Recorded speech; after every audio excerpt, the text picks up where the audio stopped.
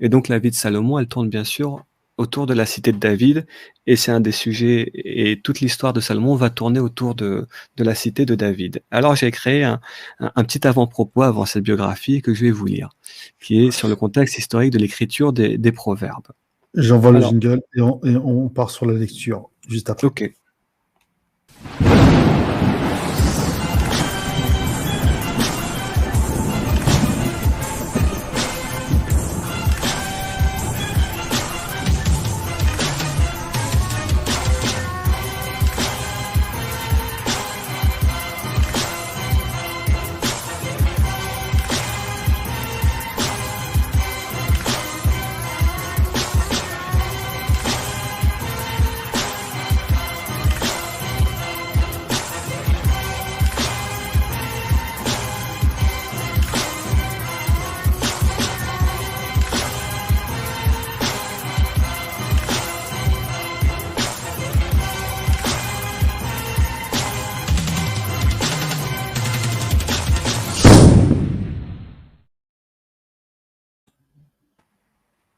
Alors c'est parti, on y va. Alors, avant de, je reprends. Avant de vous plonger dans les délices de l'œuvre majeure du grand roi d'Israël et de Judée, je vous propose d'entendre une histoire romancée de la vie de Salomon, fils de David et de Bethsabée. À sa naissance, il y a plus de 3000 ans, Salomon reçut par son père David, le roi d'Israël et de Judée, le nom de celui qui est paisible, sage et complet. Et quand il commençait sa vie sur le territoire de la ville de la paix, Jérusalem n'était alors que l'embryon de la grande ville qu'elle est devenue aujourd'hui.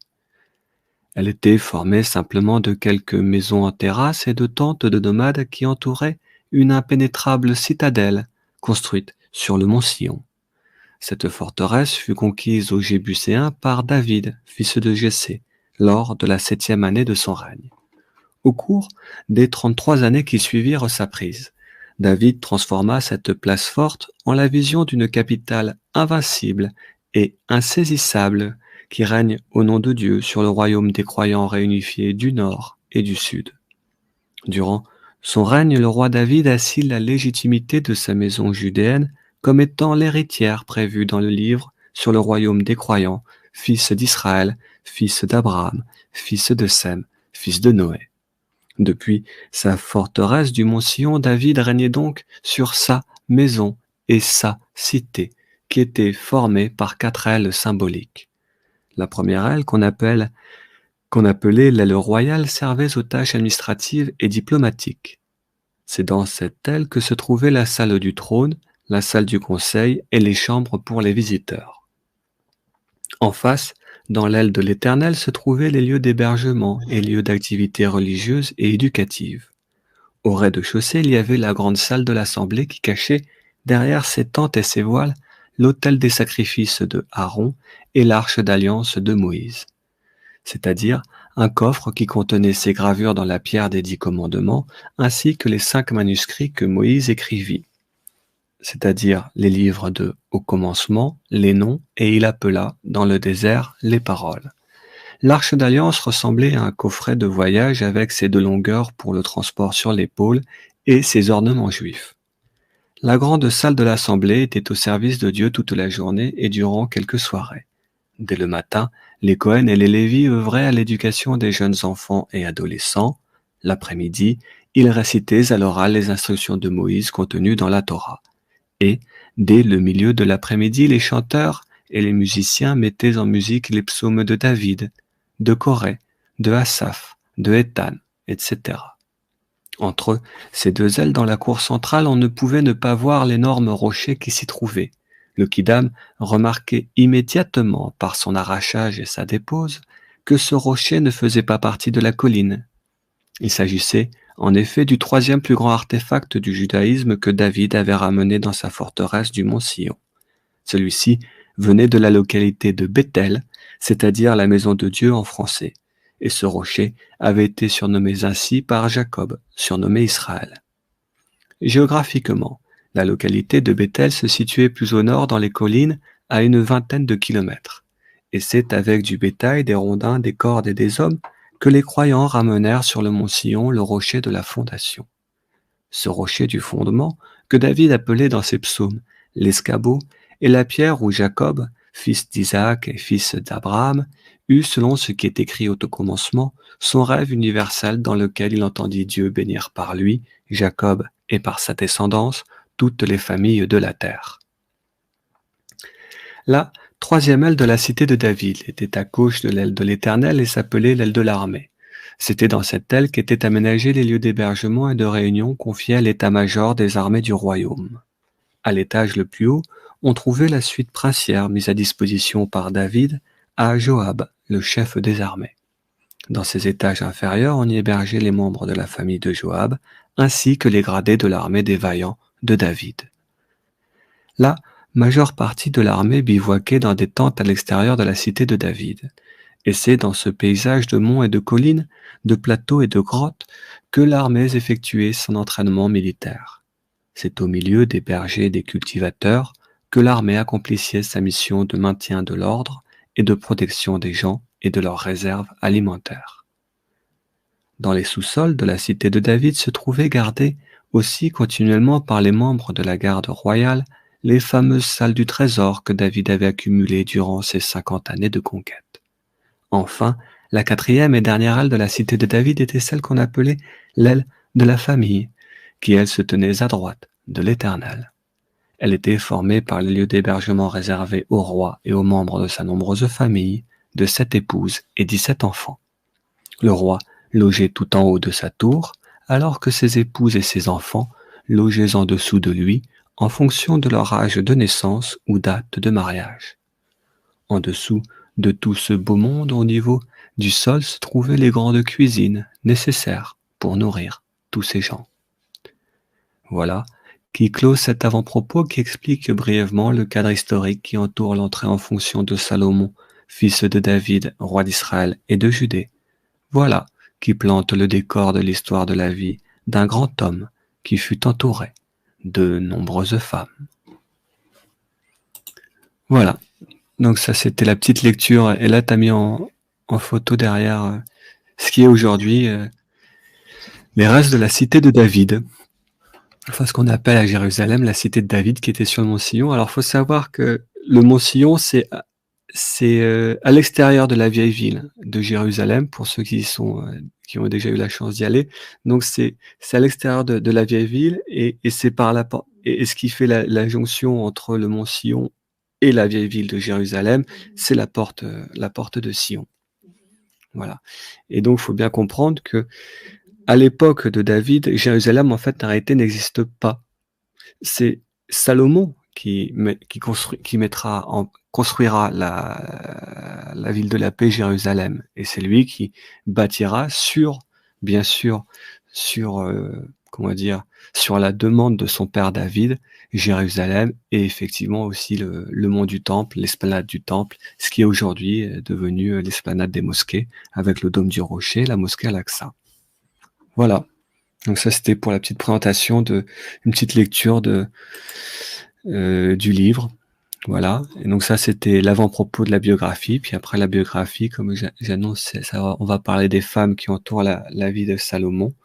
Et donc,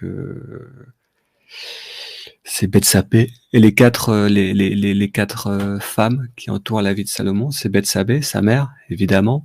C'est celle que j'appelle Sulamite, la princesse d'Égypte.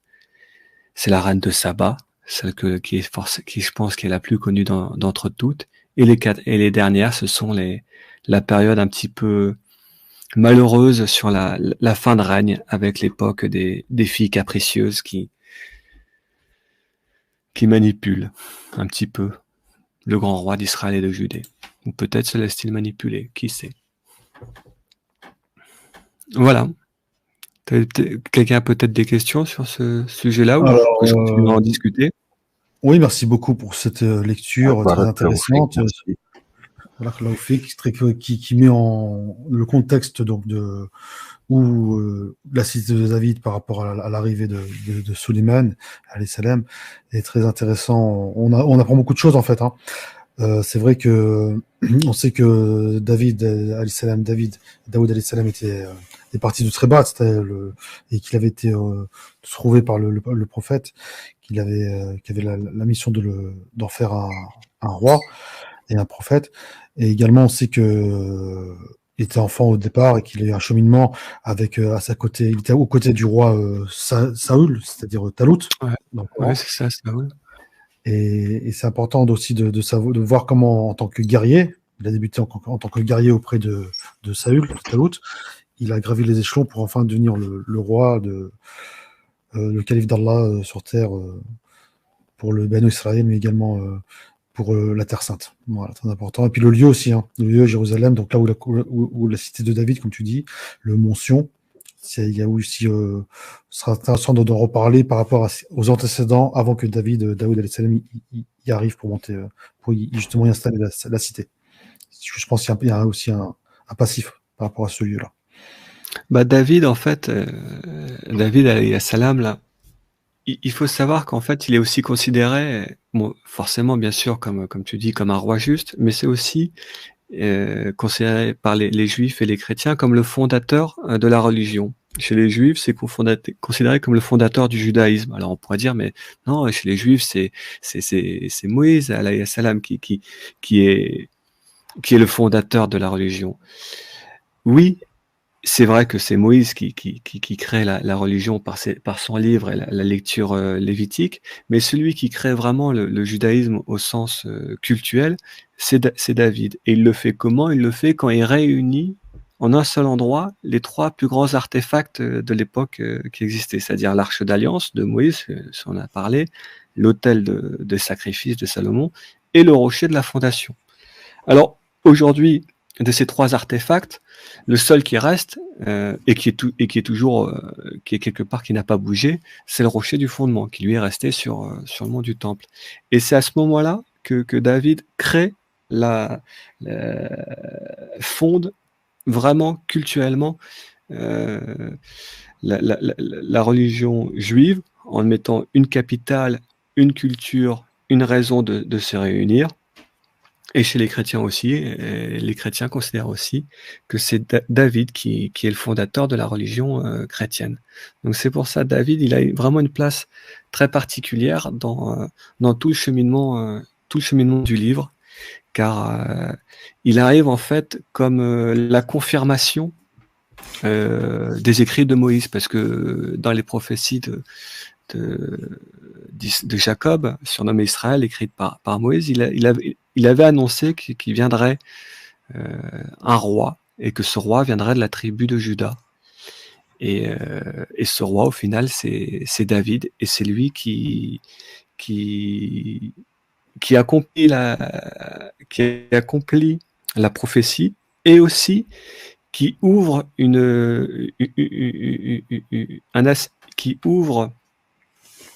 un culte nouveau pour l'époque. Et son ouverture, c'est par les psaumes, où justement on passe d'un culte qui était tourné vraiment à l'époque autour des sacrifices, et vers un culte qui parle de chants, de prières, de promesses, de bénédictions, de repentir, de pardon. Et c'est pour ça, souvent, comme tu l'as fait au début, Shamsin, on voit toujours que le côté David, le grand roi guerrier, etc., qui installe le royaume, mais il y a aussi tout l'aspect cultuel qu'il apporte, qui est vraiment très très beau. Et Salomon, qui est son fils, se réclame de cette origine. Et Jésus-Christ, plus tard, lui aussi, se réclamera de cette origine de David. C'est ce qui s'appelle les fils de David. Voilà. En disant, nous, que ce soit Jésus ou Salomon, tous les deux diront, nous sommes les fils de David. C'est David qui fonde notre religion. Et notre religion n'est pas seulement des sacrifices d'animaux. Notre religion, c'est des prières, des jeûnes.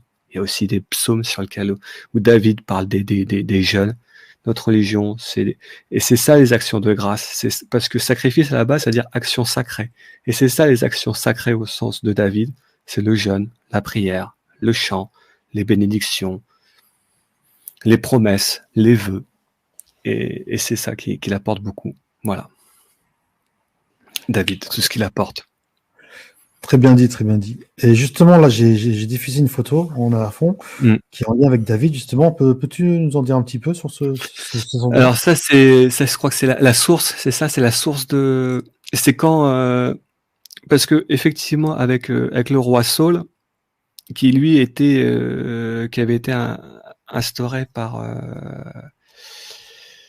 c'est Samuel, je crois, qui met Saul en fonction, qui était à l'époque prophète, qui met Saul en fonction, mais seulement le problème, c'est que Saul venait de la tribu des Benjamins, il vient pas de la tribu de Juda, donc il a le droit d'être roi, c'est pas un problème, et pour des raisons politiques, c'est évident, et il prend sous son aile David. Mais David est tellement charismatique, tellement conquérant, tellement séduisant, qu'il commence à faire un petit peu trop d'ombre au roi Saul. Donc Saul, à un moment, commence à se dire, bon, bah, je vais essayer d'attenter à sa vie. Et à ce moment-là, David en prend conscience et il va se cacher. Et c'est dans cet endroit-là qui est pas très loin de la forteresse de Masada et de la mer Morte, qu'on dit que David se serait caché à cette époque-là de Saul en attendant que Saul se calme et puis après derrière évidemment comme toujours avec les personnes remarquables et déterminantes, on a beau essayer de faire sans eux, à un moment l'histoire fait qu'on aura besoin d'eux et c'est ce qui est arrivé à Saul. C'est-à-dire qu'à un moment, il va devoir refaire appel à David et David va revenir dans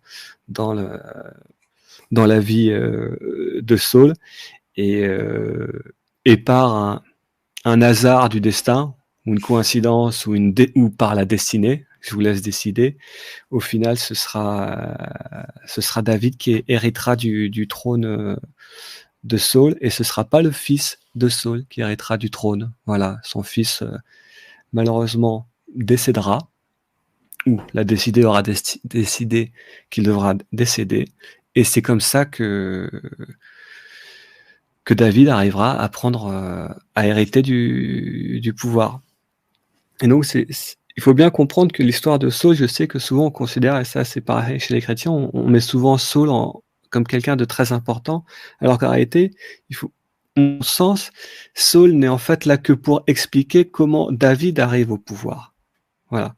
Et on sait que Saul, il y avait des choses qui déplaisaient quand même dans son comportement. Et il n'a pas apporté grand-chose, Saul. Et tous les accomplissements que Saul a fait, en réalité, c'est David qui a fait. Et donc, et au lieu d'arriver comme ça dans une trame historique, on va, bam, vous annoncer, bah, maintenant c'est David, et ben on a besoin un petit peu de dire qu'est-ce qui est arrivé précédemment. Précédemment, c'était Saul qui était au pouvoir. Il avait le pouvoir, mais c'était pas glorieux, ça se passait un peu moyen. Il y avait des périodes un petit peu difficiles, un petit peu trop de répression. Et heureusement, tada, David est arrivé et il a apporté beaucoup, beaucoup, beaucoup, beaucoup. Et pas que des conquêtes, et pas que des territoires, et pas comme il le dit souvent dans les livres. Dans les livres de Samuel, où il dit j'apporte les prépuces des Philistins, parce qu'il fait aussi un gros travail de conversion. David, il convertit aussi pas mal de tribus, pas que les fils d'Israël, mais aussi les tribus qui sont autour du royaume d'Israël et de Judée. David les convertit, il fait aussi beaucoup de conversions chez les Philistins, et c'est ça qui rend vraiment ce personnage comme fondateur et comme l'exemple auprès de tous ceux qui suivaient en se disant ça y est, il y a quelqu'un qui a mis la barre très haut, qui s'est déclaré comme tu disais, roi ou calife, là, roi juste. Eux, c'est comme ça qu'ils s'appelaient à l'époque, les Melchisédek, les rois justes, en disant ça y est, maintenant, celui qui est au pouvoir, c'est quelqu'un qui essaie de se comporter de façon exemplaire. C'est un fervent croyant et qui va essayer de développer auprès de tout le monde le culte, pour qu'on ait vraiment une reconnaissance très forte de l'Éternel. Et c'est un message qu'on retrouve beaucoup, que ce soit dans les psaumes ou dans les proverbes, toute cette reconnaissance envers Dieu, car c'est Dieu qui permet tout, en réalité, si on a bien tout compris le message. Oui, très bien dit. Justement, aussi, je voulais souligner par rapport à cette émission que nous avons réalisée ensemble, tu as apporté une très bonne contribution avec beaucoup de documentation et d'extraits de ton travail. Et justement, je voulais, pour continuer l'émission, préparer la prochaine rubrique qui est Parole de sagesse, où tu m'as communiqué une très belle vidéo que je vais lancer par la suite, qui est en lien avec des citations, en lien avec le monothéisme, justement. Et alors, avant que tu lances, si je peux juste annoncer auprès de tout le monde. Alors ça, c'est sur un livre précédent qui s'appelle que j'ai nommé l'évangile de Thomas, la source occulte de la chrétienté, qui à mon sens, et en réalité c'est l'Angile avant l'Évangile, c'est-à-dire le livre avant la rédaction des évangiles. Donc c'est un recueil des paroles de Jésus, le fils de Marie, alayhi salam. Et quand j'en ai fait évidemment la traduction, et la seule chose que j'ai apportée, c'est dans ces paroles, c'est que je les ai regroupées par chapitre, par thème. Et donc là, la présentation, c'est sur le thème du monothéisme, et où vous allez comprendre, pour ceux qui vont voir la vidéo, que Jésus-Christ était profondément monothéiste.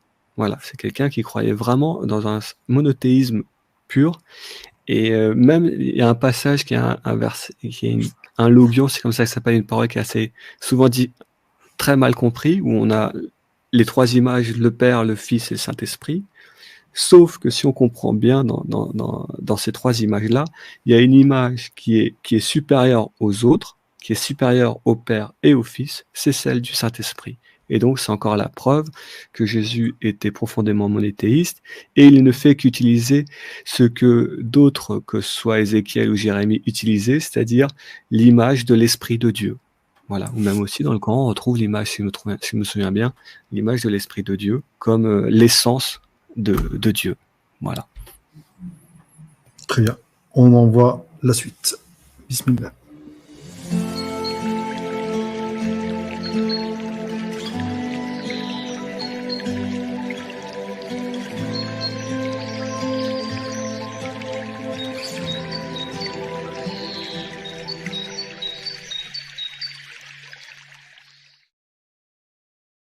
Selon un ordre thématique.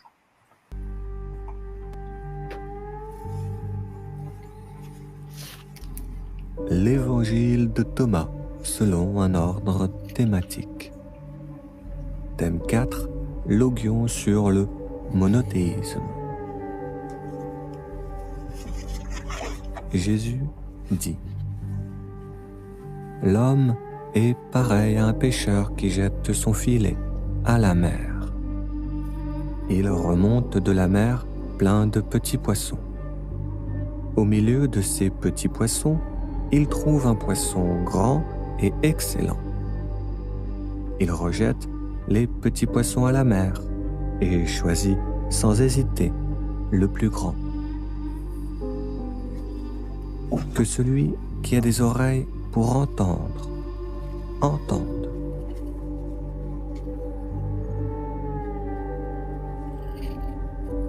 Jésus dit: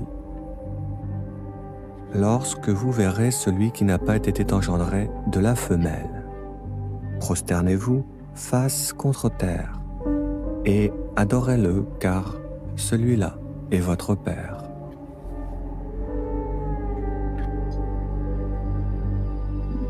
Jésus dit: Là où il y a 3 dieux, ce sont des dieux. Là où ils sont 2 ou 1, je suis avec lui.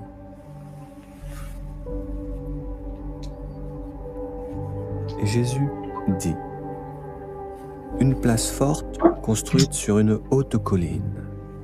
Rien ne peut la faire tomber. Rien ne peut la cacher.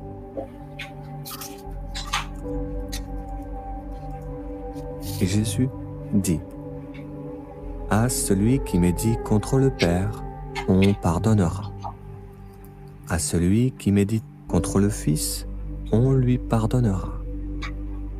Mais à celui qui médit contre l'Esprit de sainteté, celui-là, ni sur la terre, ni dans le ciel, on ne lui pardonnera. Jésus dit: Il n'est pas possible qu'un homme monte 2 chevaux, ni qu'il tende 2 arcs. Il n'est pas possible qu'un domestique serve 2 maîtres. Sinon, il honorerait l'un et mépriserait l'autre.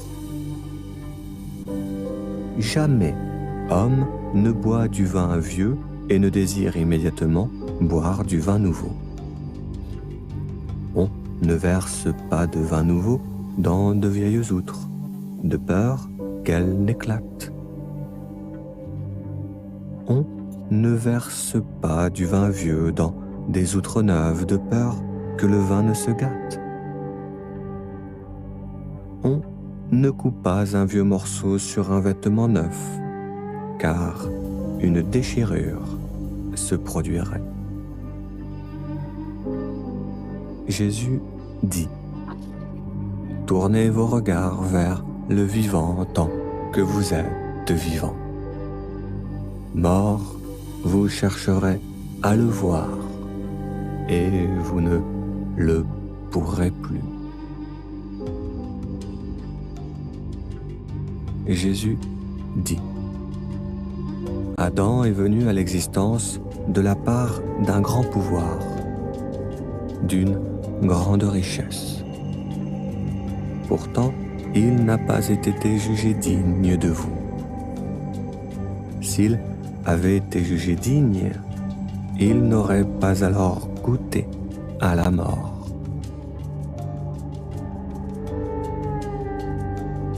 On montra à Jésus une pièce d'or frappée du visage de César, et on lui dit: Les hommes de César nous demandent de payer leurs taxes. Jésus répondit: Donnez à César ce qui est à César, donnez à Dieu ce qui est à Dieu, et ce qui est à moi, donnez-le-moi.